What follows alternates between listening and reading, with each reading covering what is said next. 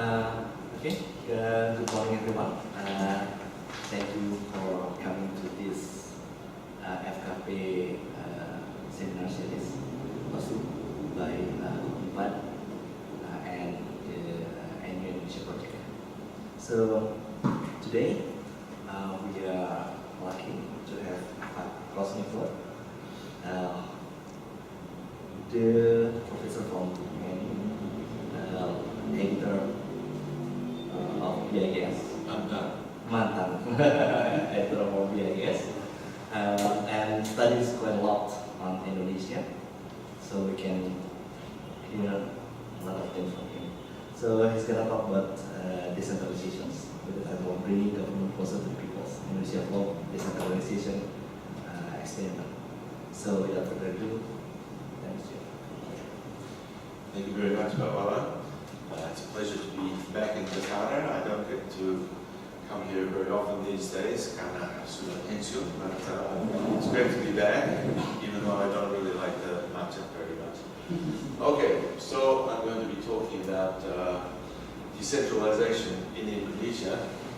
I think you would all know about the Big Bang that occurred back in 2001.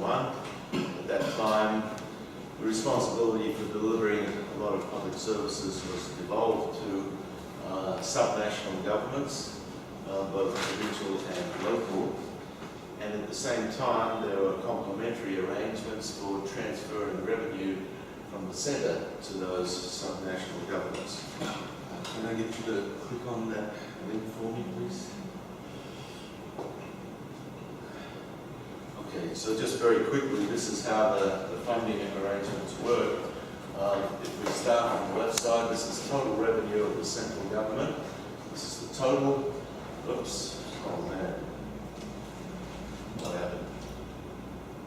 There we go. We separate out two particular components, natural resource revenue and personal income tax. And particular shares of those taxes are then shared with the regions in the form of DBH, dana bagi hasil. Then, if we look at all of the remaining taxation, we subtract out from that the subsidies by the central government. Usually this is subsidies for energy consumption. There's a few other things as well. And what we're left with after we subtract subsidies and shared revenue, we're left with what is called net domestic revenue. 26% of that is set aside for the DAU, that is the allocation. So as far as transfers are concerned, we've now got the shared revenue, we've got the general funds allocation, and there's also the allocation khusus, which is special purpose funds. I'm not going to talk about that very much at all today because it's quite a small part of the total.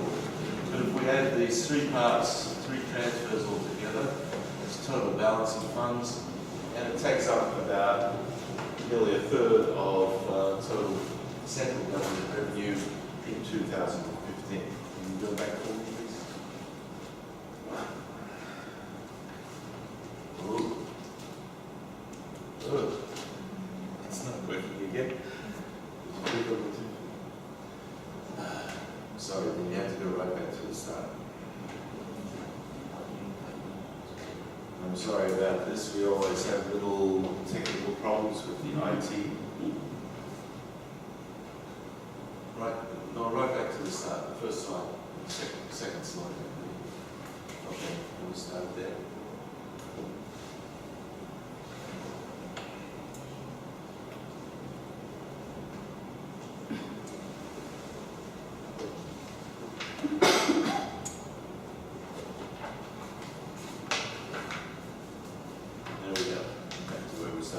So, we now have the regional governments with a lot of spending responsibilities, and we've introduced arrangements for transferring funds to them from the central government.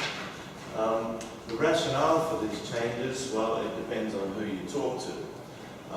Generally, there's an idea that it's good to bring government closer to the people. It's a fairly vague concept, but we'll talk about that as we go through. But I think in the context of the time, Indonesia was entering its period of reformasi after 3 decades of domination by the president and the central government. And I think people wanted to avoid having that situation occur in the future, and so they said, well, let's devolve a lot of responsibility to some national governments rather than the central government. There was also a feeling at the time, I think, that it was necessary to neutralise the threat of secession by rich provinces. There's a few provinces that are rich in natural resources, and people were worried that they would want to secede from Indonesia. And so the transfer arrangements formalised a return of a disproportionately large share of natural resource revenues to the source jurisdictions. But to me, the real rationale for decentralisation is simply to create a more efficient system of government by recognising that it's good to have a central government that takes care of some things and lower level governments to take care of other things. And that's going to be the main focus of my talk today. Just to list some of the key features of the new fiscal arrangements. First of all, subnational government spending responsibilities are much, much greater than the scope that they have for collecting revenue themselves. And that means that subnational governments are heavily dependent on transfers from the centre. So in a sense, the idea of making lower levels of government independent of the centre hasn't really happened because they're still very dependent on the centre for their funding. The provinces, this is another characteristic of the decentralisation arrangements, the provinces have been given a very small role. They receive much smaller shares of natural resource and income tax revenue than local governments. And they receive only 10% of the general funds allocation. The local governments receive 90%, the provinces only 10%. So that gives you a pretty fair indication of the relative importance, economically speaking, of the Kabupaten and Kota as distinct from the province. Now, I would argue that in some cases that has gone too far, because if you shift spending responsibility right down to local government level, there's a danger that you can't realise economies of scale. And one of the realities of the situation now is that there are some local governments that are very, very small, less than 10,000 people, I believe, whereas some are huge and they have populations of millions. So for these very tiny population, local governments, I don't think you can achieve economies of scale by just about anything you do, or few of the things that you do. So that's a rather doubtful aspect of the decentralisation experiment. Having said that, I'm not going to focus on that. I'm going to talk about other things. What I'm going to do now is just give you an overview of the changes to the current arrangements that I'm going to suggest throughout this seminar. So I'll give you the summary, and then you can fall asleep if you like, and then wake up when it's time to have some coffee or something. If you want to stick with me through the whole journey, well, that will be even better. First thing that I'm going to suggest is that the central government should pay regional governments directly as contractors for education and healthcare services rendered at specified amounts per unit of specified quantity, specified quality, I should say. In other words, I'm going to argue that education and healthcare should not be financed out of untied funds, that is, the DBH and the DAU. I suggest there should be specific contractual payments for providing those services. Secondly, I'm going to suggest that there's the scope for having some equity-oriented transfers. In other words, transfers, the objective of which is to redistribute income from those who are better off to those who are poorer. And I'm going to suggest that those transfers should be consistent with the principles of horizontal and vertical equity. I'll explain that as we go through. But I note in passing that the current system does not meet that requirement. Finally, aside from these two types of payments or transfers, I'm going to suggest that regional governments should be required to be fiscally self-sufficient. In other words, they have to raise enough own source revenue to cover any spending, any extra spending that they want to do, and they'll have to pay attention to what their constituents, the people who live in their jurisdictions, what they're prepared to pay. I'll just summarise those suggested changes diagrammatically. So the size of this box represents total spending by regional governments. Could be Kabupaten and Kota, or it could be province. Same ideas apply to both. I'm going to break total spending into two categories. The first category is mandatory, by which I mean this is required to be done by the central government, by order of the central government. Right? The central government effectively orders the regional governments or local governments to take care of education and healthcare spending, but everything else is going to be locally promised in the sense that the governments of these local government jurisdictions are going to make promises to their constituents. They're going to say, we'll provide you with this, we'll provide you with that, we'll provide you with something else, but you have to pay for it. So that's all discretionary or optional. So we've got two kinds of spending. And then if we look at the current financing arrangements, there are two components. Basically, there's the untied transfers that I've already mentioned, the DVR and the DAO. And on top of that, we have own source revenue, so that's how total spending is financed at the moment.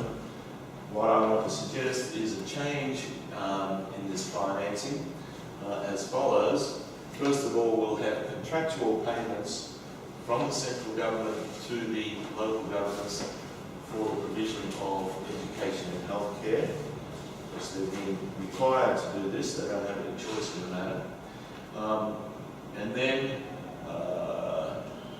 we're going to have some equity-oriented transfers, some transfers for the purpose of redistributing income from richer provinces and Kota and Kabupaten to poorer ones. So we'll call those equity transfers.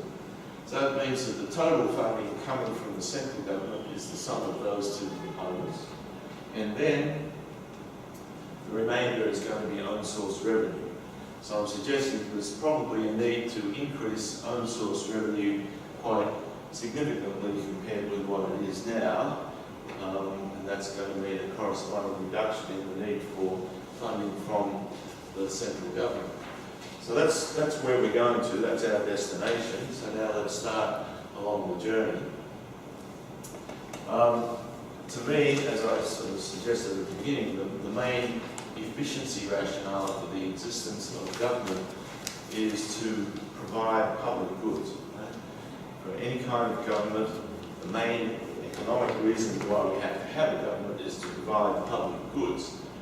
And I want to emphasise what we mean by the term public goods.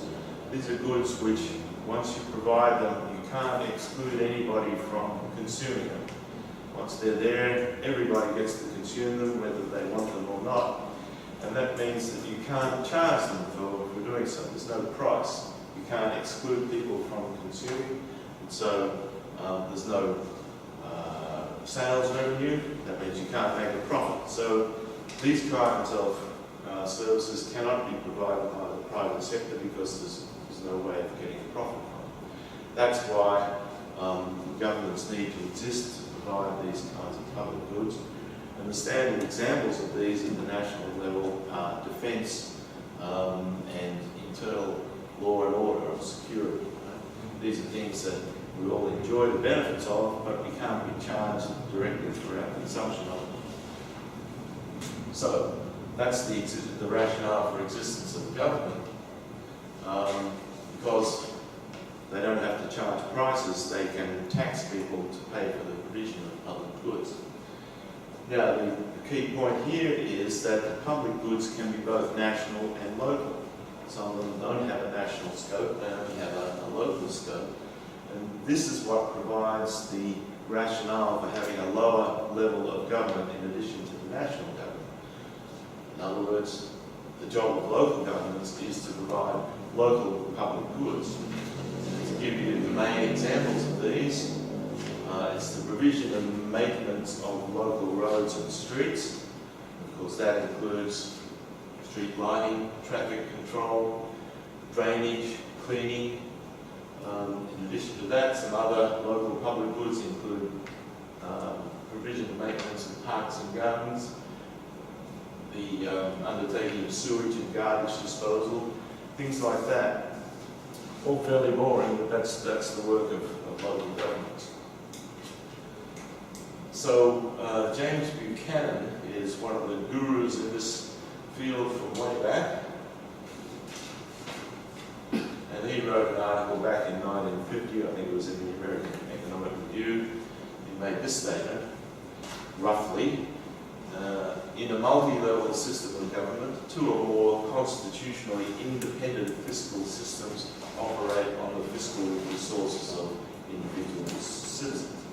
That's a fairly complicated way of saying that citizens pay taxes and other fees and charges to governments at multiple levels, and they get provided with various services by governments at multiple levels. So that's what multi-level government is all about. So it's quite easy to kind of demonstrate the need for public goods to be provided. But the question that we don't talk about very much is how much of each kind of public good to provide. So, for example, how many ships should we have in the Navy? How many police people should we have in the police force? And so on and so on. These are very difficult questions. And it's rather more difficult for governments to handle those sorts of questions than it is for the private sector. Because if we're supplying private goods, then we have a good idea of customers' willingness to pay because we're selling those goods in markets, and people who are interested are obliged to pay money to get hold of those goods. If they're not willing to pay, then the goods don't get provided. And that's a pretty good system if you think about it, because in equilibrium, supply equals demand, and the revenue that is generated is enough to cover production costs. If it's not, then those goods won't be produced anymore. If it's more than enough to cover production costs, then there will be an incentive for firms to expand their output. So in other words, as far as market provision of goods and services is concerned, the right amounts of those goods and services are provided in the sense that people get what they're prepared to pay for. That sounds like a pretty good way to run things. The problem with public goods provided by governments is that they need some other means of estimating people's willingness to pay, and generally this is things like the feedback that's generated through the elections process, at least in a democracy. So governments need to offer, during election campaigns, they need to offer packages of public goods in combination with the taxes that are needed to pay for those, for their production. And the analogue to private firms making a profit is political parties being re-elected or elected to government. Conversely, okay? If you're in government and you offer the wrong package of goods and services plus taxes to your constituents, they'll vote you out and they'll vote somebody else in who's offering a better package. So it's just like firms that are offering goods and services to the public in markets. If they don't get it right, they'll make losses and they'll go out of business. So this idea of competition in markets turns out to be very useful when we're talking about multi-level government. Just to emphasise that competition in markets is what causes private firms to aim for efficiency and to produce the goods and services desired by their customers. If firms don't get these decisions right, they will make losses and they'll go out of business. They have a strong incentive to get it right. Now, competition among political parties and subnational governments can potentially have a similar sort of effect to this. If you're in government, if your political party is in government, and you fail to provide goods and services and the accompanying taxes that match your citizens' preferences, then you're going to lose the right to govern those jurisdictions. You're going to get kicked out of office. Not only that, but jurisdictions, let's say regional government areas, if you fail to produce the services that your constituents want, then you're going to find businesses and people migrating to other jurisdictions. They're going to go where they think the grass is greener. If you lose businesses, then you create unemployment and people will move. If people move, then businesses have less reason to stay because they've got less people to sell to. So this is a sort of self-reinforcing mechanism going on here. Now, what I've been talking about is packages of goods and services together with the taxes needed to pay for them. What happens if the taxes are missing? What happens if the subnational governments only look at the services they're going to provide, but they don't have to worry about the financing aspects? Because this is what is the case at the moment. The subnational governments are getting nearly all of their funding from the central government. Well, that means that the citizens in local government areas are not being confronted with the cost of the things that they want to consume, or that they are consuming. In turn, that means that the governments don't really need to pay much attention to this concept of willingness to pay. They don't worry about the constituents because, in a sense, they're not the customers. The customer is the central government. The central government is providing the funds here. So the regional governments can in fact blame the central government if there's complaints about the level of service they're providing. And you can come to me and say, I don't think the streets are in good condition. I can say, well, sorry, Dan, but I'm not getting enough money from the central government. It's a bit hard to argue with that. So it's a good idea if we can force regional governments to be financially self-sufficient, because then they've got nobody to blame but themselves if they're not doing what their people want them to do. So I think this is a key weakness of the current system. Specifically, regional governments are getting almost all of their funding from the centre. Especially that's true of Kabupaten and Kota. Less so of the provinces, but the provinces are much less important than Kabupaten and Kota. So under this system, as I interpret it, the benefits, the potential benefits of bringing government closer to the people are largely lost.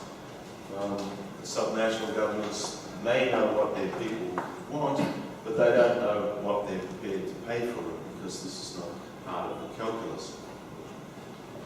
And that results inevitably in an inefficient allocation of productive resources. So, I'm going to suggest that there's no obvious reason for the central government to finance the provision of local public goods. I'm arguing, on the contrary, that efficiency requires regional governments to raise the revenue to cover the cost of whatever it is that they're providing, in exactly the same way that private firms have to do when they're trying to sell things to the public. One useful way of thinking about this, and to me it seems useful, is just think of a local government as a giant landlord, just like the owner of a shopping mall. The landlord provides a whole lot of services, and the tenants pay rent to get those services. So, in a big shopping mall, for example, or in an industrial estate, the rent covers not only the provision of the infrastructure, but also various other local public goods, cleaning and maintenance services, security, child mining facilities, parking spaces, garbage disposal, and so on. So you get a package, you get all those sorts of services plus your accommodation, and you pay rent to cover the cost of that. Well, that's the kind of thing that local governments do, except they do it on a grander scale. So the key point here is that I think we have to aim, push in the direction of financial self-sufficiency for each level of government. And if we can do that, given that we're in a democratic environment and an environment where people and firms can locate themselves wherever they want to, then this will create the strongest possible incentives for local governments to be efficient and to provide the services desired by their residents. And to me, this makes, puts a concrete meaning on the idea of bringing government closer to the people. We're forcing subnational governments to know their people, figure out what it is they want, and how much they're prepared to pay for it. By contrast, the arrangements that Indonesia has been operating under since 2001 lack those sorts of characteristics. This is not only true in Indonesia, but it's true in various other countries as well, including my country, Australia. Having said all that, you might be asking, well, is that really realistic? Do the subnational governments have sufficient revenue generating capacity to be able to be fiscally self-sufficient? Well, let's talk about that in detail. And recognise to begin with that two of the most important spending responsibilities of local governments are in the field of education and healthcare. They're very big expenditure items, and at the moment, local governments just don't have the scope for collecting enough by way of tax to cover that. Remember that the income tax and the value-added tax, which I think are the most important taxes in Indonesia, they're monopolised by the central government. The regional governments don't have access to those forms of tax. That means that most of the funding for education and health does need to come from the central government. So that's not in dispute, but the question is, what form should that funding take? At the moment, it's supposed to be covered by the untied transfers, the DDH and the DAU. The question is that the best way to do it? Well, the way I think about this is that we have two objectives here which are clearly national objectives. Universal health, universal education, right? All Indonesia's kids have a right and responsibility to attend school right up to year 9. And everybody is supposed to be able to access free healthcare. These are actually constitutional requirements, so they're national objectives. They're not things that have been offered by local governments to their constituents. They're national objectives. And just to add a bit to that, the schools, as I understand it, also are required to implement a national curriculum. So it's really, they're really being asked to provide something on behalf of the central government.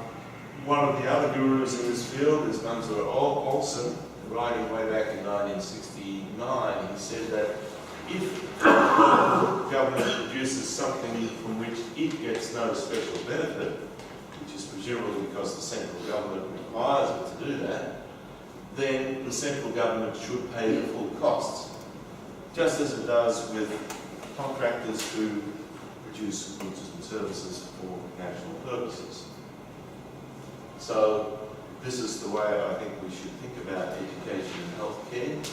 In those fields, local governments are working on behalf of the central government. They're not really working on behalf of their constituents. They're doing what the central government requires them to do in those fields.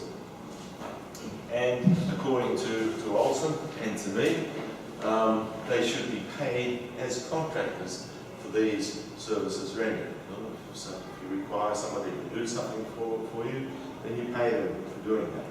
And that should be true when the central government requires regional governments to provide education and healthcare. It's no different really from paying contractors to build roads or paying BLM to supply you with electricity. You don't get nothing for nothing, as they say. The supplier has the right to be paid enough to cover costs, and the buyer has the right to receive what is paid for. So, in my idealised way of looking at this, the the central government should specify the standards. I suppose we're talking about education. What is the standard you require? And having specified the standard to be reached, we specify a price to be paid per unit. And the unit here is the child at each level of schooling. You multiply the number of children by the annual budget, and you pay them that amount of money.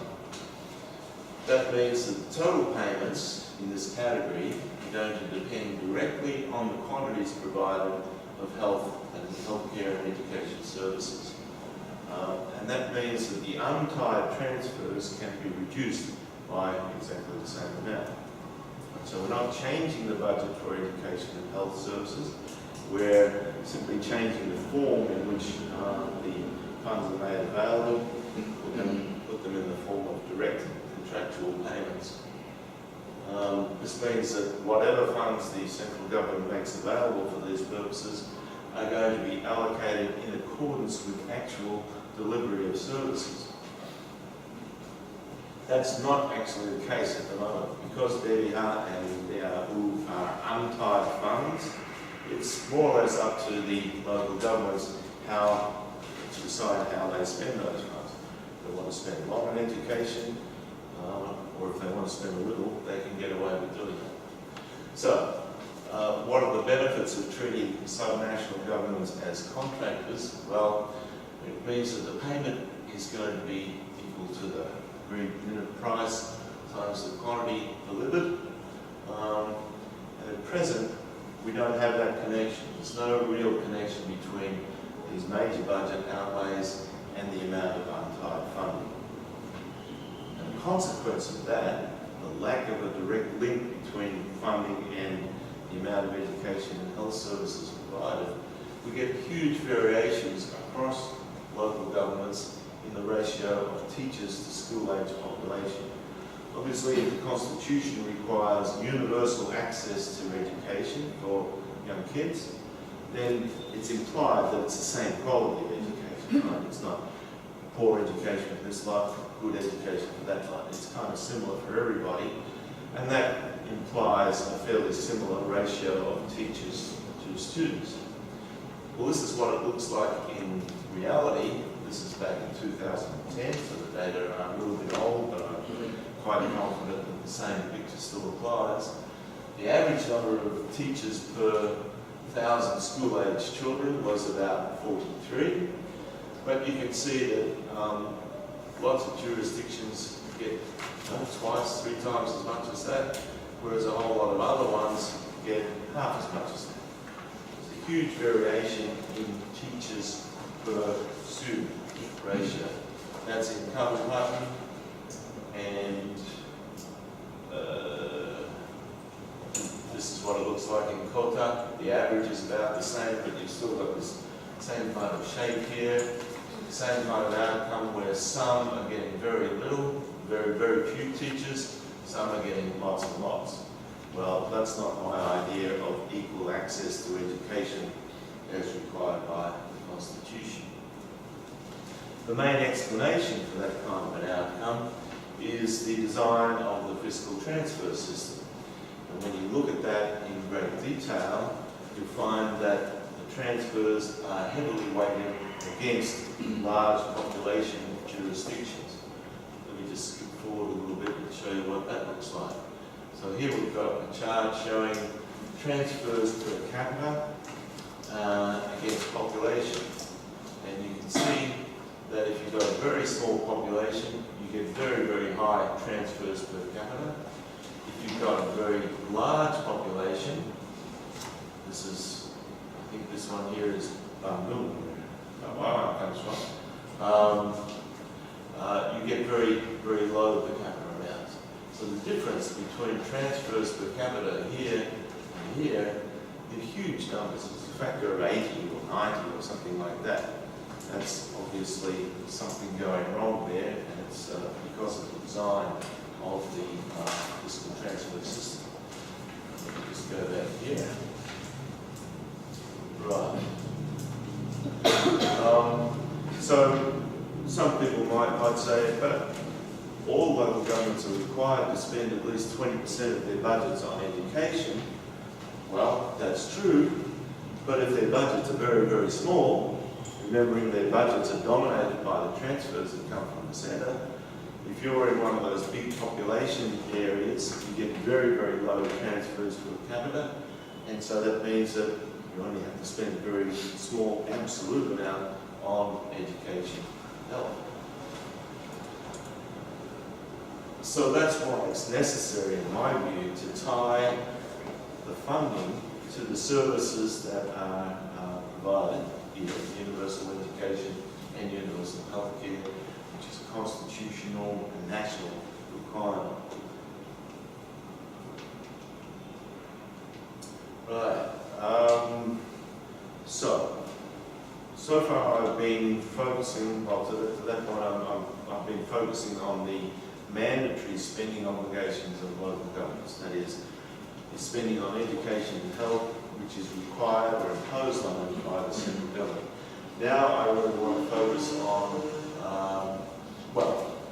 just to reinforce the point I've just been making, let me go to this other guru, Wallace Oates, writing in 1999, another one of the specialists in this field of multi-level government. He asserts that economic units, that is households and businesses, should pay for the benefits that they receive from the public services that local governments provide to them. Right? So the general idea, if you didn't have these mandatory obligations from the central government, if you were just purely dealing with your constituents, then those constituents should pay themselves for whatever services you are providing to them. So, in other words, in the Indonesian context, I'm going to say, once we've dealt with education and health in the way that I've just suggested, then the remaining things that are provided by local governments should be basically self-funded. Shouldn't be relying on the central government to fund them. And that's going to mean, as I suggested before, that regional governments are going to make very careful judgments about what other services to provide to their citizens, because their citizens, their constituents, are also going to be required to pay the cost. If you don't get the balance right, if you don't provide the right kinds of services, then you'll get kicked out of office and somebody else will get the job. So what this means is that local public goods spending should be covered by local taxes, and if local governments want to provide some private goods as well, then they will have to be funded either by sales revenue, people who are buying them, or by local taxes also.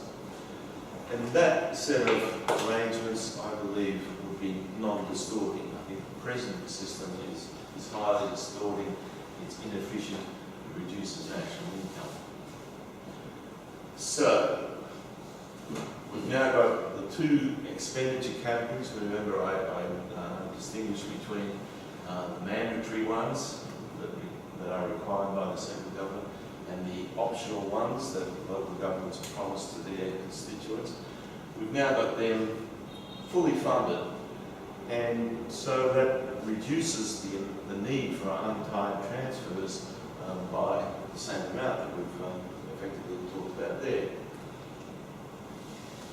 And as I've been suggesting, that has the effect of indeed bringing government closer to the people, because some national governments are then forced to find out what their voters want and how much they're prepared to pay for it, just like private owners are obliged to do with their customers.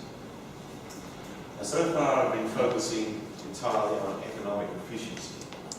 The argument is there's a role for government at the national level to provide national public goods. There's a role for lower level governments to provide local public goods. We talked about how that should all be financed. But we also have the issue of equity or the distribution of income, the problem of income inequality. It's quite a popular topic these days.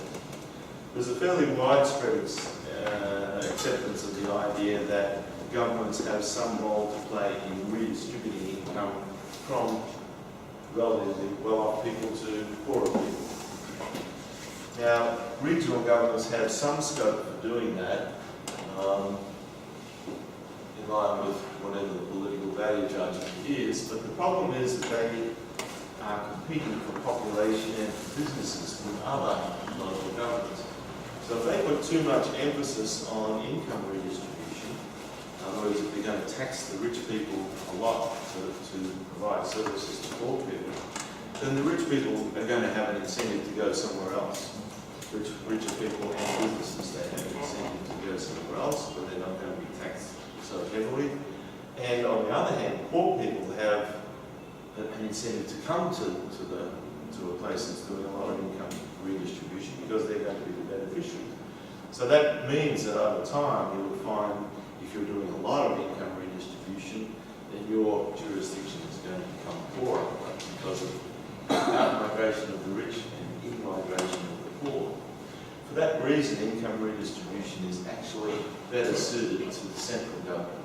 Going back to this guy Wallace Oates, writing in 1999, he actually says the primary justification for fiscal equalisation must be on equity grounds. There's much greater scope for redistribution at the national level of the central government. Imagine this, suppose we have the poor all tending to live in some local government areas and the rich tending to live in others. Well, we will focus on the poor, the very poor local government area, then you can't redistribute from the rich to the poor because there's no rich. And if you focus on the rich area, well, you can't redistribute from the rich to the poor because there's no poor. Right? I'm obviously exaggerating, but that's one of the reasons why redistribution of income needs to be done nationally so that you get maximum access to both rich and poor. If you can't access both groups, then you can't really do income redistribution. So the central government has a number of instruments available to it. The two major forms of tax, income tax and value-added tax, to which richer people contribute more than poor. And they can also engage in expenditures targeted to the poor, like rusking, for example, cheap rice, or MOS, is it? Montana Rasi Scholar, targeted to the poor. Now, transfers to regional governments can be thought of as an additional instrument of redistribution by the central government. So we're talking about redistribution by the central government through the regional governments. It's an initiative of the central government, even though it has to rely on the subnational governments to actually target their spending to the poor. And since any government is the agent of its people, their respective populations, then we expect here that regional governments receive these equity-oriented transfers as agents of their populations. Now, in my view, it's essential that if you're going to redistribute income, you should do so on the basis of the principles of horizontal and vertical equity. Just to, probably all familiar with these concepts, but just to reiterate, populations that are equally well off should receive these same per capita transfers from the centre, you treat them equally, and populations that are better off should receive lower per capita transfers. In other words, you're more generous to richer populations, to poorer populations than the richer ones. Diagrammatically, it's like this. If we're talking about the size of per capita transfers on the vertical axis, we have some measure of how well off the regions are on the horizontal axis. If we've got regions A and B that are equally well off at X1, then they should receive the same per capita transfer Y1. By contrast, if we have another region C which is better off, X2 rather than X1, then it should get a smaller per capita transfer than the poorer regions. So that's what horizontal and vertical equity is all about. Usually it's thought of in terms of individuals, but here we're extending those principles to talk about regional governments which are representative of the people who live in their jurisdiction. Now the question is, what does well off mean? well, in practical terms, we've got to have a measure of well-offness. So to me, the single best indicator is per capita consumption, and these data are available from SUSANAS. However,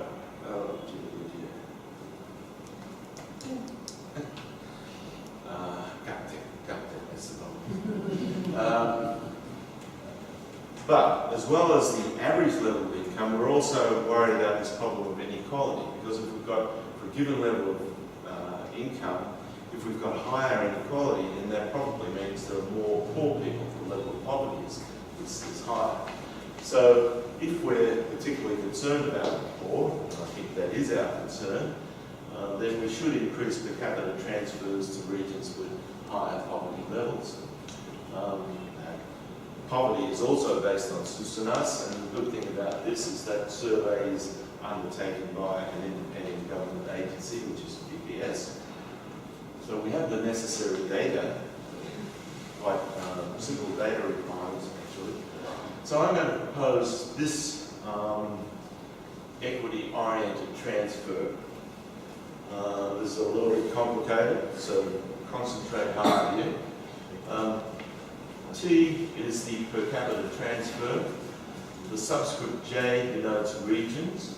The subscript A denotes national average values. So if we look at this formula here, the transfer to region J is going to be the average national transfer multiplied by this term. The C represents per capita consumption, which is proxy for per capita income. And so this is the average in the denominator, and this is the difference of your region relative to the national average in the numerator. You can see if you're well off, this term will be positive, but we've got a minus sign here, so that will reduce the size of the transfer that you get. Similarly with poverty, this is the national average. If you've got higher poverty than the national average, then this term will be positive. You'll get a greater than average transfer. So this is a very simple equity-oriented transfer from the central government to the regional government, which meets the criterion of horizontal and vertical equity. And specifically, we take two regions that have equal per capita consumption and equal poverty. They will end up with exactly the same transfer, which means that you're satisfying the horizontal equity requirement. If we just do a little bit of simple calculus, we find that the higher your per capita consumption, the lower the transfer you get. That's this first derivative here with respect to consumption. And here, higher levels of poverty get you higher transfers. So I've pretty much come to the destination, so you can wake up again now. Just to re-summarise what I summarised at the beginning, what is it that I'm advocating or suggesting here? Three things. First of all, central government should pay regional governments directly as contractors, pay for services rendered, rather than just giving them great big lumps of untied transfers. In other words, education and healthcare should not be financed by untied transfers. Secondly, there is scope for using fiscal transfers from centre to regional governments for equity-oriented purposes, for income redistribution purposes, and we should do that based on the principles of horizontal and vertical equity. The current system doesn't meet that requirement. And finally, setting aside those two categories of transfers, they will cover your education and your health services, plus some of the other services that local governments want to provide. But if they want to provide more than that, then they're going to have to generate additional own source revenue in accordance with what their constituents are prepared to pay. So again, this summarises the whole deal.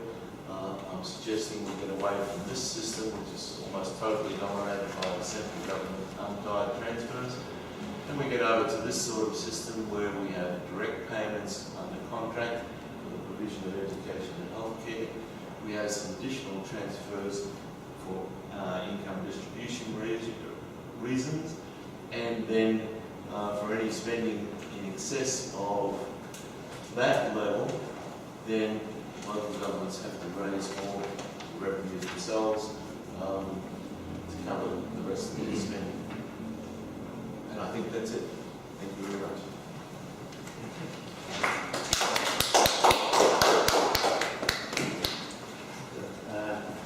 Thank you, Professor. So, is there anybody who wants to ask questions?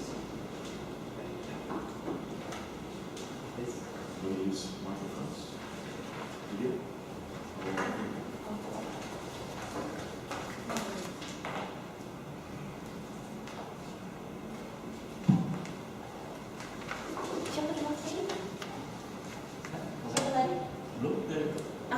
Yeah, I saw you. Please go ahead. Thank you, Professor. Actually, from Indonesian decentralization, especially on fiscal or intergovernmental issue, related that we move first by the expenditure type of fiscal decentralization, then focusing on revenue autonomy. So there's not quite a fiscal correspondence on it. And Sorry, can you repeat that? it's more on expenditure type of decentralization, so moving the responsibility to local level on the service of delivery, and then the government will provide transfer to for the financing of the services. But yeah, and that's more on unconditional, given the issue that it is the discretionary at the local level, of the provincial level. But actually, do you think that the move that focusing much on expenditures decentralization rather than on the revenue side, on improving actually on source revenue, so local government and province can be more accountable, is quite wrong decision from the side of the overall policy of decentralization.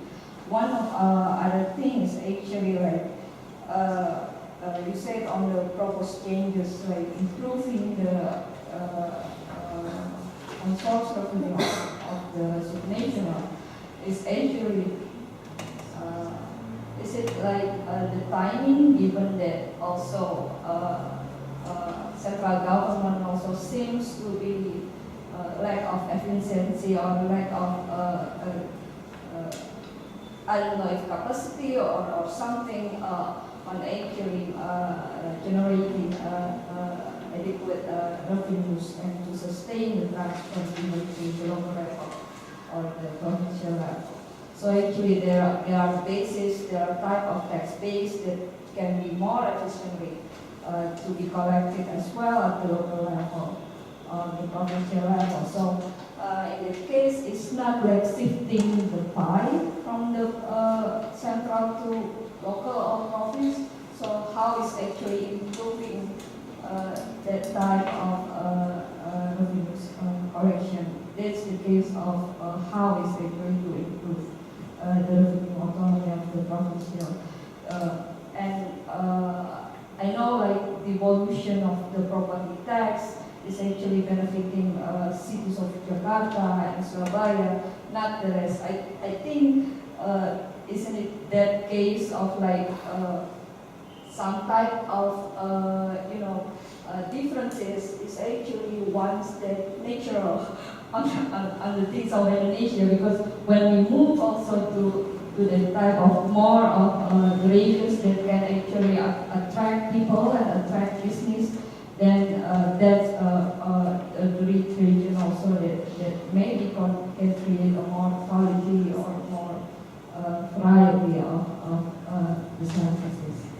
And the third one is actually on your suggestion on the contracts to to like education of healthcare. Indonesia, we have that type of like education type transfer, like BOS, bantuan operasional to school, based on number of students, or BPK on health based on number of hospital. Do you think that's the direction of more of it? Because if the type of the contracts on educations on health to province, if it is based on really cost adjustment, I think. Do you think also it will, I don't know, make it the system more complex? Thank you. Sorry, your name and institution, please?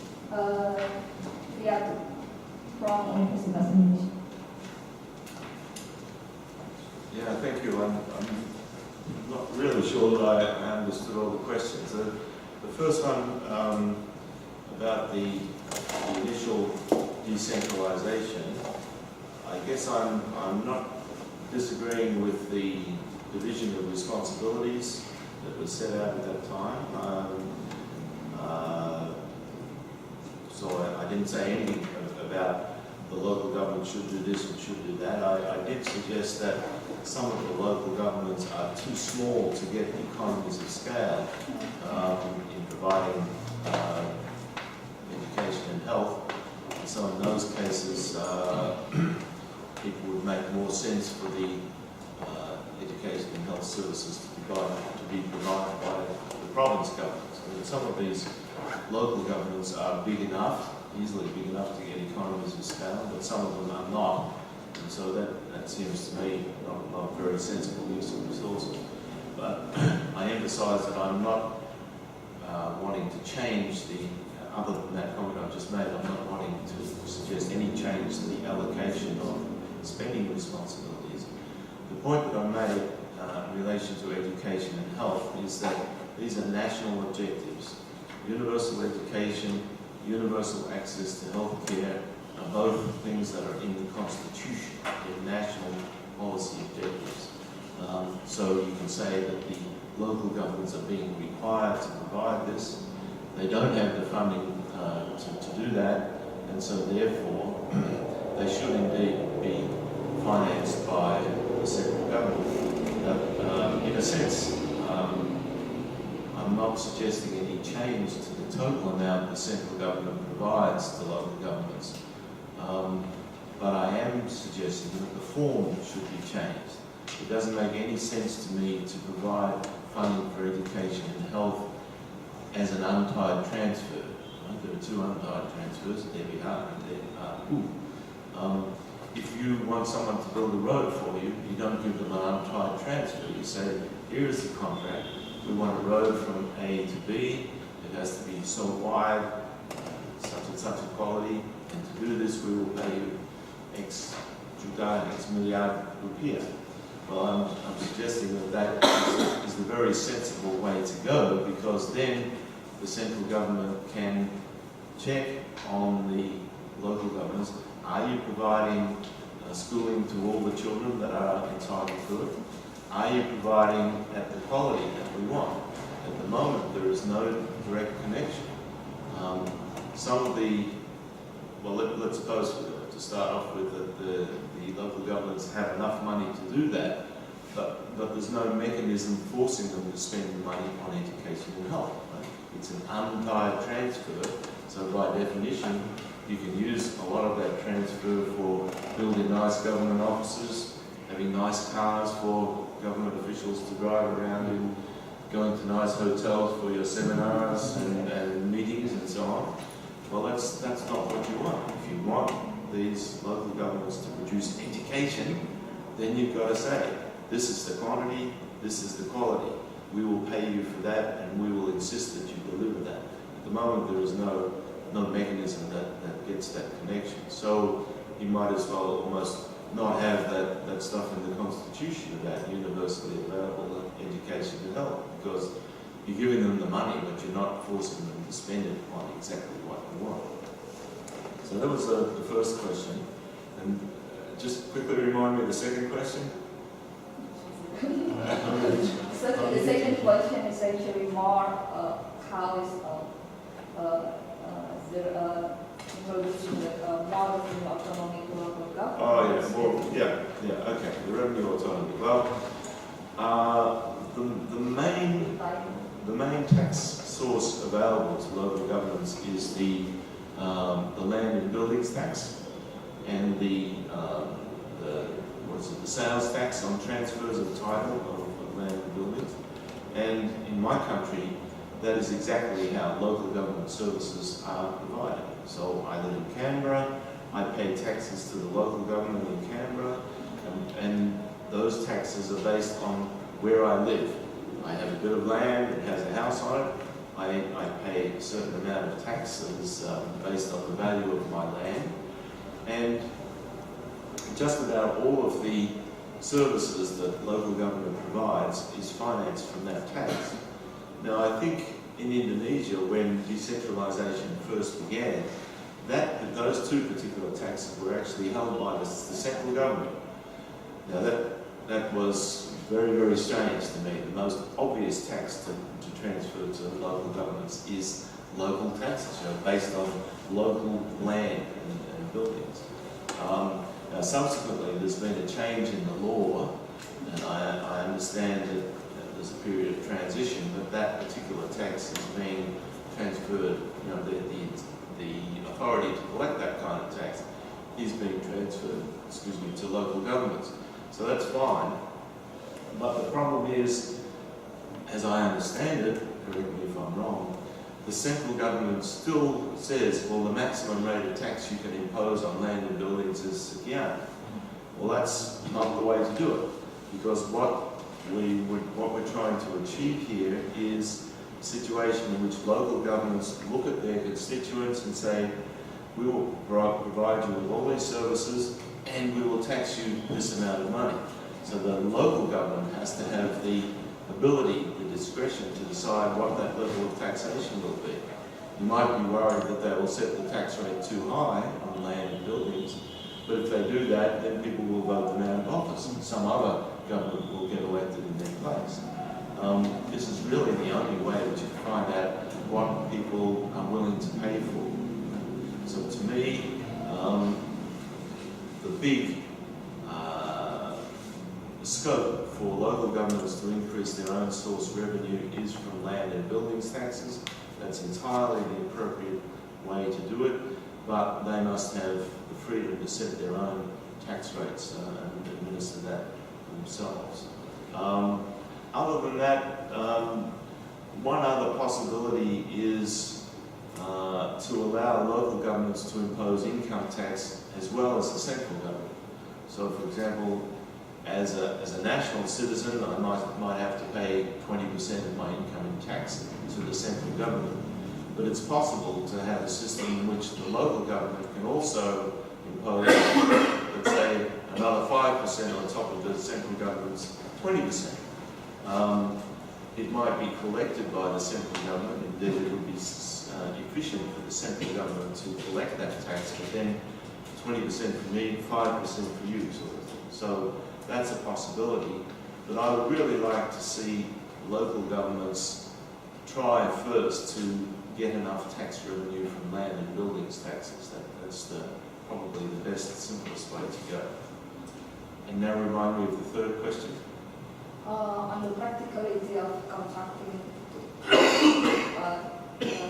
actually tie the transfer to service, because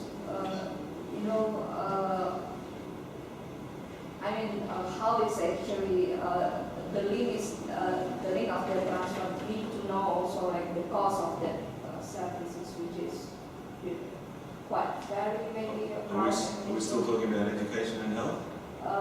The type of your summary in first point, Yeah. on more of type transfer contracting related to education and healthcare. Yeah. Well, it's not very difficult to measure the delivery of education, for example. You look at how many children are in school, year 1, year 2, year 3, you just count all those numbers. So, because we have also that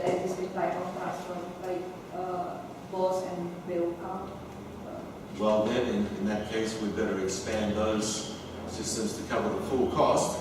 But as I understand it, BOSS is an equity-oriented thing. It's not to cover everybody's education. It's directed to poor areas, right? Yeah. Now I'm talking about the universal healthcare requirement, the universal education requirement in the Constitution. It says every child from years 1 to 9 has the right to have education provided by the government, paid for by the government. So, okay, if that's the policy objective, but if it's going to be actually implemented by the local governments, then the central government has to pay them for doing that. And it's simple, you just calculate, you multiply the number of students by the unit price that you think you're willing to make available, and that's your answer. I mean, in effect, the central government, I would do it like this. The central government says, I have a budget which is this big, this much government revenue, I'm going to devote 20% of that to education. Well, 5% of that I'm going to use within the central government itself, the other 15% is going to go to the regions. And then in per capita terms, you just divide that number by the number of population, and then you've got the per capita amount, and then you just look, well, how many kids in this region in school age, how many kids in this region? It's pro rata. It's not difficult to do that. Right? It's just like building a road. Yeah, there's already existing transfer of that type. And the case may be like in education, there are many types of transfer, like some of it like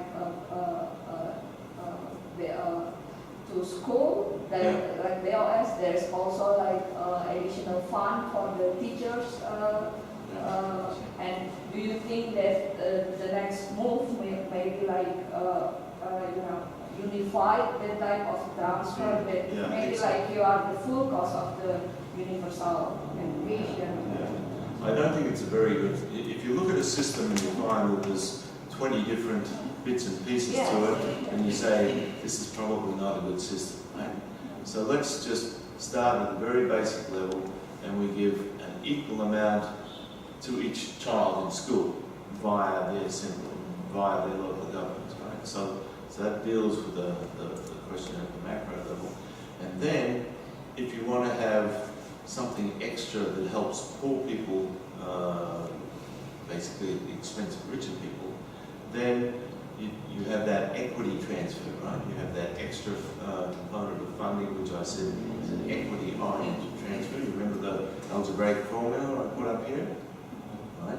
So if you're worried about this particular region being very poor, then you give it some extra transfers. If this region is very rich, you don't give it any extra transfers. And then you basically say to the local government, okay, your people are poor, we've given you extra money because your people are poor, it's up to you to spend this on education or spend it on other things that you think might be useful to your people. You decide, and you carry the consequences of the next election. If you get your decisions wrong, you'll be out, somebody else will replace you.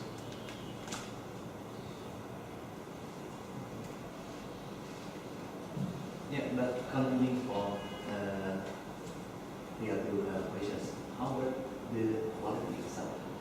When you talk about giving every children the same amount of money, but it doesn't link to the quality that you also described. And we have quite a huge difference in quality of education. So how to relate to that? Okay, well, the first point to notice is that at the moment there is no consideration of quality. Why? Because, well, reason number one is that we had untied transfers. You don't even worry about quantity, let alone quality. There is no check on quality. So we're looking for a better system than that. Now, I'm suggesting that we view this funding of education as a contractual arrangement. Now, if you're a contractor and I'm the government and I ask you to build a road, I say, well, I want a road from here to here.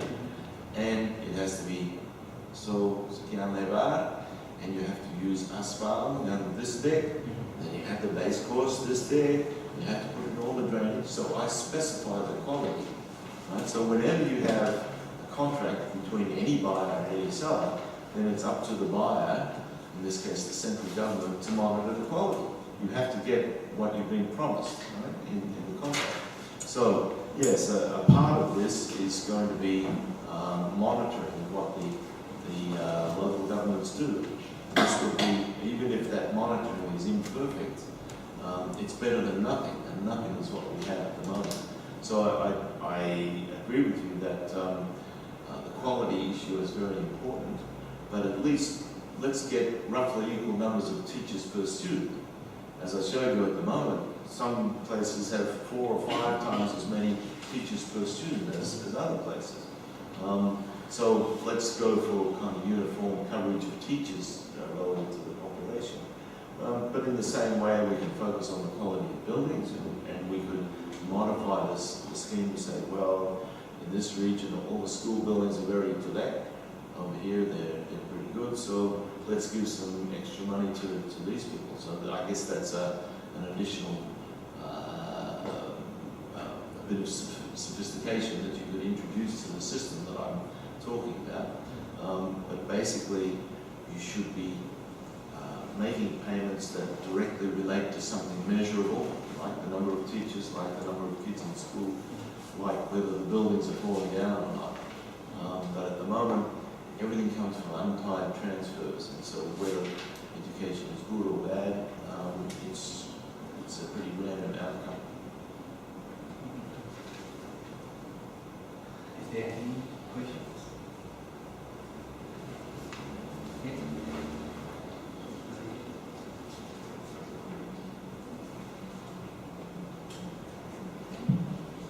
Thank you, Pak Ross. It seems to me, I'm not at all in public finance, I know nothing about it, but it seems to me that the formulas that you suggest are logical, and I wonder why that is not implemented, because it seems very simple. Is there some example of that being implemented, some national government being contracted in other countries, for example, and how did that play out? Okay, I can't give you examples from anywhere because maybe Indonesia is unique in this thing of having something in the constitution that talks about universal education and universal healthcare. For example, in my country, the education is provided by the states, the Bagian Negara. The central government actually does give them a lot of the funding for that, and it's a very messy system. It doesn't work very well. But the difference in Australia is that the states, they can decide the quality of education to do. Again, they've got relatively untied funding, and it's up to them to decide how to do the teaching and what kind of schools to build and so on. But yeah, I'm not really sure. I think possibly the Indonesian system is rather unique in which the central government actually requires the local governments to do this education and health. And I'm simply saying, well, if you're going to have that requirement, then you better pay them to do so. I mean, it's logical. You don't ask somebody to provide you with a meal and you don't pay them. Right? If you're at the restaurant, you expect to be paid for providing a meal. So if you expect local governments to provide education, then you better pay them for doing so. It just seems very, very logical. You don't have to be an expert in public finance. Neither am I. But it's just logical. You know, there's a saying sometimes we use in economics: you get what you pay for. In other words, if you don't pay directly for something, then don't expect to get what you really like to get. I'm sorry, I can't give you examples from other countries. Maybe somebody can do some. You can. There you go. So yeah, you know, in India, for the health, they actually asking or yes, for every region, yeah, to do a video for the private providers for the health, right? So the government say, okay, I have this amount of money to cover this amount of people, right? So who can actually provide this level of health facilities and so on and so forth. So they actually try to make the competition between the private providers, right? And by doing so, also in the regional level also. There's also a supply increase because now suddenly people have additional money to spend for health. So on top of that, the supply of the health facilities increases because now in every region have additional patients, right? Additional money to spend on health. So each contractors actually try to bid for better health coverage, and then after that we will also appoint or make a competition between the suppliers in each area to provide better quality of health services and so on. And it's actually working in Indonesia. Yeah. So yeah, that's when we contract to. That's an interesting suggestion, and I guess if it was up to me, I might like to use that too. But the fact of the matter is, in Indonesia, we don't use the private sector in that way. There's actually no reason why not. You know, the constitutional requirement is that free universal education should be paid for by the government, but you can, as you know, use things like vouchers, right? You can just say to every school-age child, here is your voucher. But you can spend that wherever you want to. You can go to a government school or you can go to a private school. In fact, I think present educational policy, if you do look at all of those private schools, I don't think they get any subsidy from the government. Right?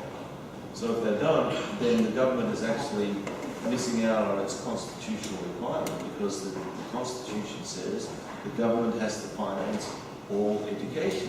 And it doesn't make any distinction between private and public education. Not very much. Thank you. Thank you for the opportunity. Hello, Professor. My name is Hakam. I work for FKP. I graduated from Indonesia last year from Prague School of Asia Pacific Affairs. So Excellent. please forgive me, I don't really understand much about economy and kind of things. It's just common sense. Don't forget the economics. It's just common sense. Okay. I have two questions here. My first question is about who will control the system? I mean, like, we often heard in Indonesia about the corruption cases at the central, the local government level. So who will control it if we live in the local government to handle education and health system for all people?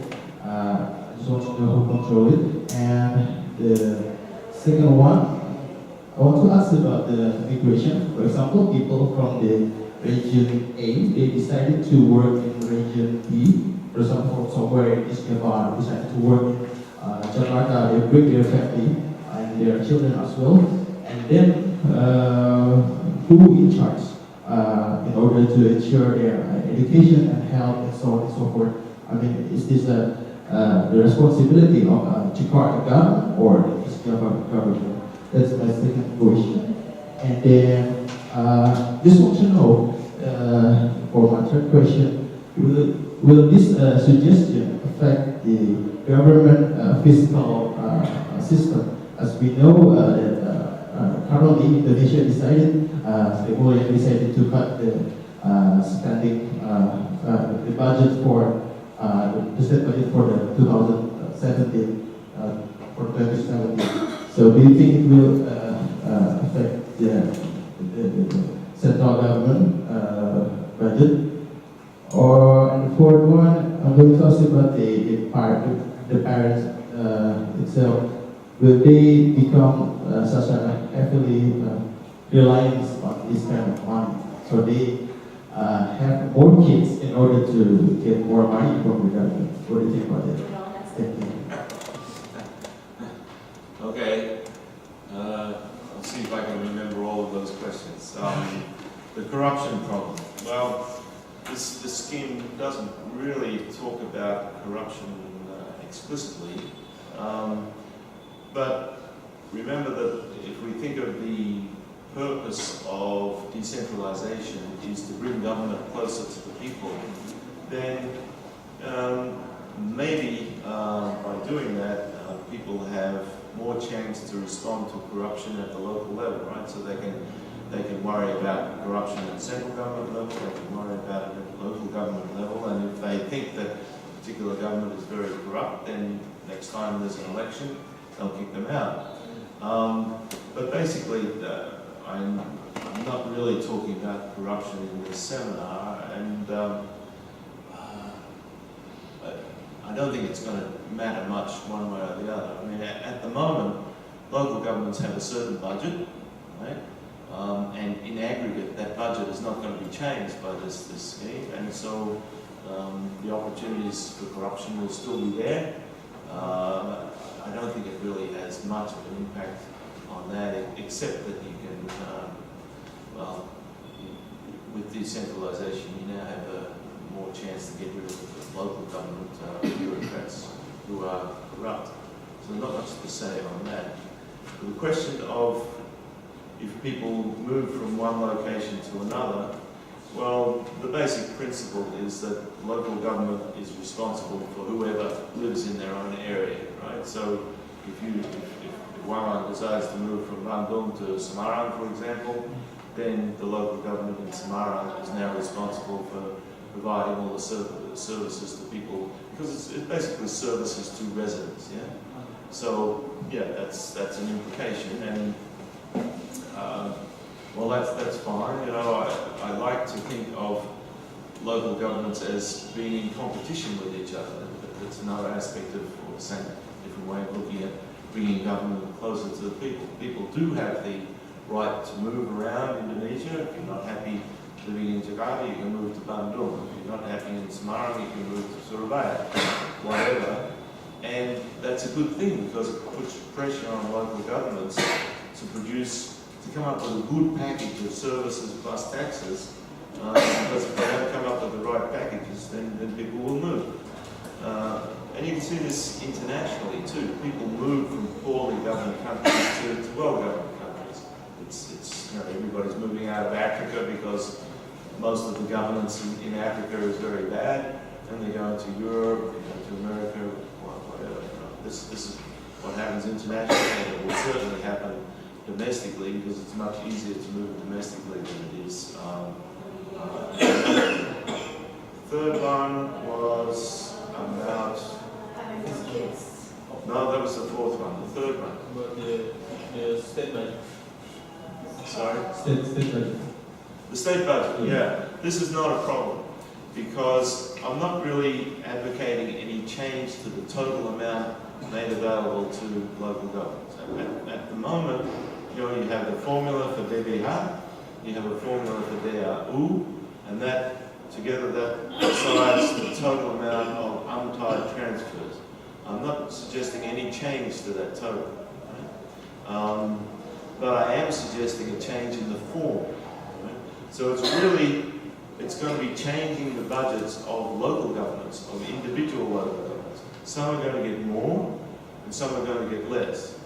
At the moment, as I said to you, some local governments get a huge amount per capita. If you're very small in population, you get a huge amount per capita. If you're very large in population, you get a very small amount per capita. Well, I think that's wrong, basically. I think roughly in per capita terms, it should be roughly equal across the country. So if you went for the sort of scheme that I'm proposing, then there will certainly be big budgetary implications for the jurisdictions that have very small populations. They would have much less budget. And that, I think, is a good thing. Have you ever asked yourself why there was so much pemekaran, so much splitting of jurisdictions? Well, one of the reasons is if you take one region and you split it in two, the total amount of DAU and DBH is increased. I've got a paper here which I've given to Lydia, and if you want to get a copy of that paper, please ask her, and she might kindly forward it to you. So I have a little bit of algebra that demonstrates that point, but it is a fact that the current fiscal arrangements provide quite a strong financial incentive for Pemakara. And as I said, some of the local governments that we have now are tiny, they're less than 10,000. It's crazy to have a local government area so small. Well, why did that happen? It's largely because of the fiscal incentive. So, short answer to the question is there's no impact on the central government budget. The central government can still allocate exactly the same amount of total funds, but it's a question of who does it allocate it to. And I'm suggesting it should be directly tied to the quantity of education and health services provided. And the last question about having more kids. Tell me the logic again, I didn't quite. The transfers that I'm suggesting, it's not going directly to people. Okay. Right? The subnational government is the agent of all of the people within its boundaries, okay? So if people on average are poor, the central government will give that subnational government more money, but then it doesn't go directly in cash to those people. It doesn't go from those individuals.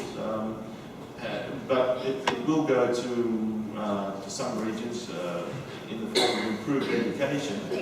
So if people think, this is a good place to live, my kids could be better educated than before, well, maybe they'll decide to have more kids, but, well, I hadn't really imagined that as a consequence. I'll have to think more.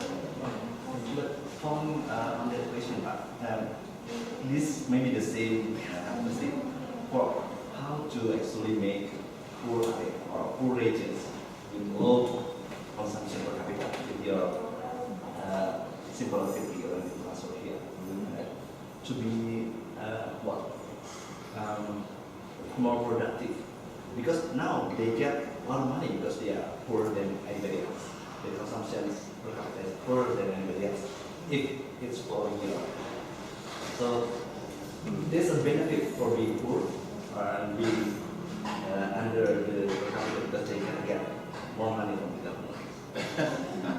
So that's mean the things. Oh, yeah, okay. I guess I've heard that suggestion before. You're telling me that people would deliberately choose to be poor so they get more money from the government.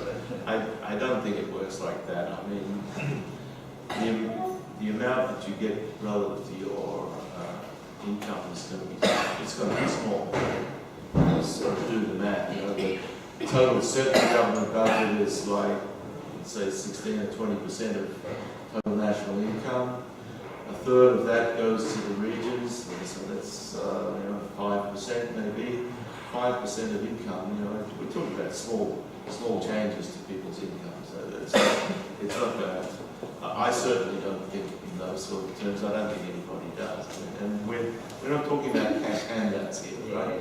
We're talking about better quality of education. Well, having better quality of education for your kids, it's not really I'm not going to choose to be poor so that I can get better.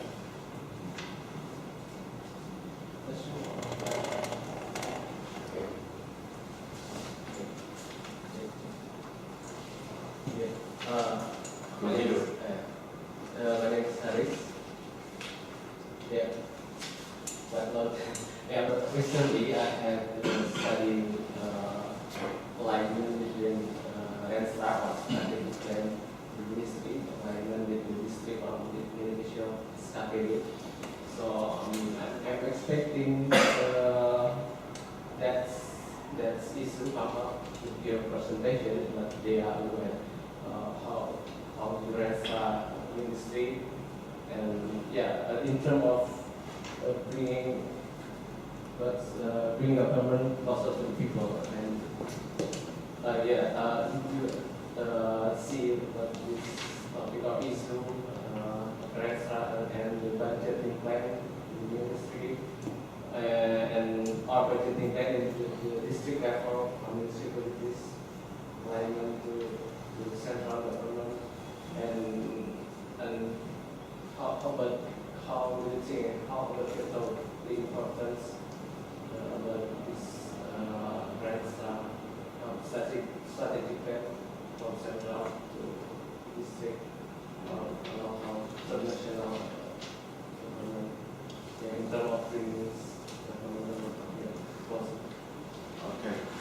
I didn't talk about strategic planning, but first point I would make is one of the quotations that I put up in the presentation was from Buchanan, and he said something along the following lines. If we have a multi-level government, let's say it's 2 levels of government, then a citizen is affected by 2 separate governments, and he actually talked about those 2 separate governments being independent of each other, right?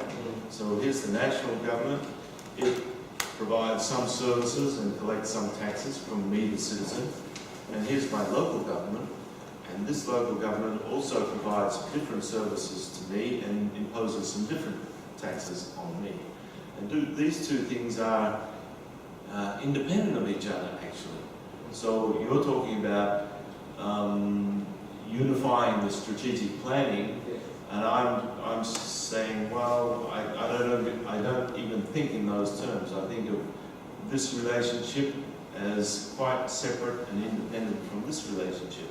Just like, okay, here I'm dealing with this national government, here I'm dealing with this local government, here I'm dealing with people in the private sector, right? I'm getting most of what I need from the private sector. I get my food, I get my accommodation, I get my transportation. I'm getting it all from the private sector. So national government provides me with some things, local government provides me with some things, various firms in the private sector provide me with some things. I'm not trying to integrate or to make all those things work together. They just do. Right? They're independent of each other. So I'm not trying to have that sort of unification of strategic planning. Having said that, when it comes to education and health, the central government has an objective of trying to educate all its children.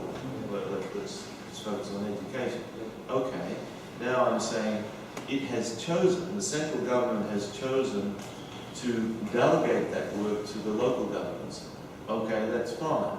But you've got to tell them exactly what you want, and you've got to pay them for providing that. You've got to have a direct link. And that's a perfect integration of the strategic plans. I mean, I don't believe in economy-wide plans, if that's what you're talking about. I believe in quite narrowly defined plans, and if you try to do more than that, I think you're kidding yourself. It's not possible to do it. Really, the development of this economy and all other economies, it doesn't really depend much on planning. It depends on private market forces, actually, mainly. We hope that the government does the right thing, providing all the public goods and the local public goods, but it doesn't always do that. For example, Indonesia doesn't have a very good legal system. That's a public good. I'd like to see the government doing more there, but it doesn't. It's not something we need to integrate with everything else. So now I've lost my train of thought. I just wanted to emphasise that we don't need to integrate everything, right? But if we do, if we just think about integration in those fields of education and health, it seems to me that what I'm proposing is exactly going to integrate that, because it's tying the provision of services to what it's being paid for. You get what you pay for. That's the perfect kind of integration of this. Well, it's integration of activities or objectives, I guess. I hope that helps. Yeah, I do agree with integration, focusing on education, health. Sometimes in the local government, they tend to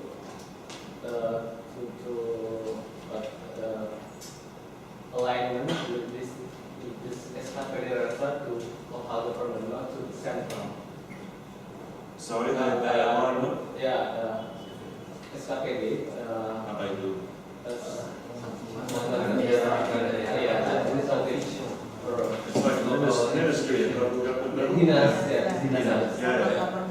Kan tadi sepakat bahwa integrasi di bidang pendidikan dan kesehatan di tingkat lokal, sementara di tingkat lokal sendiri cenderung pemerintah lokal tidak berpusat dalam penyusunan dan strategi planning seperti itu, karena sudah otonom. Jadi pusat punya pencapaian sendiri, Kemdikbud punya target-target sendiri, tapi di lapangan hanya sekian.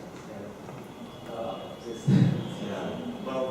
I think, you know, we're talking about healthcare now. The central government has objectives about universal availability.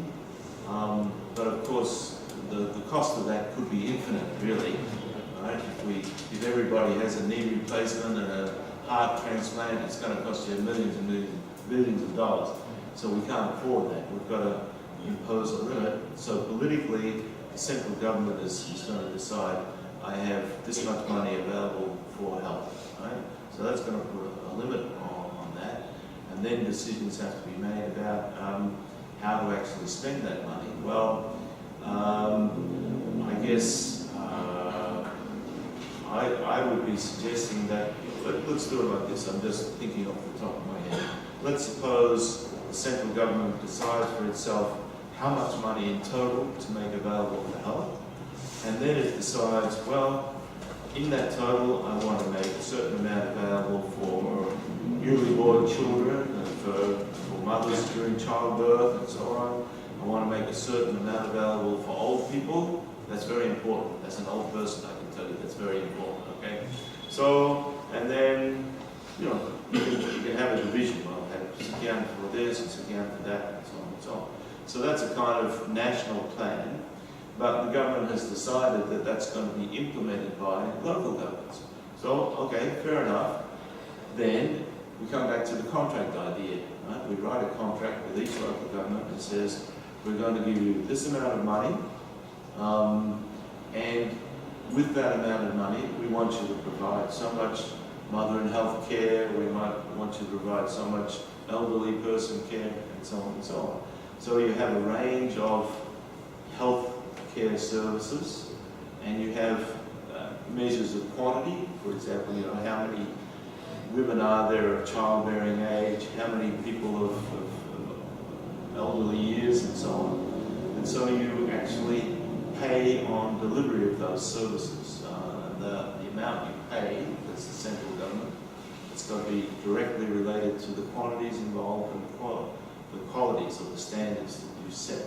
So again, you're getting a sort of perfect integration of what the central government wants and what the local governments are required to deliver, provided that you do it on a contract basis, right? It's got to be payment by performance. It's not just a whole lot of money dilempar sebagai untied funds, right? You give direct payments for what is being delivered. And it seems to me that's the way to get the integration of, you know, you get everybody working on the same page, as we say. Okay.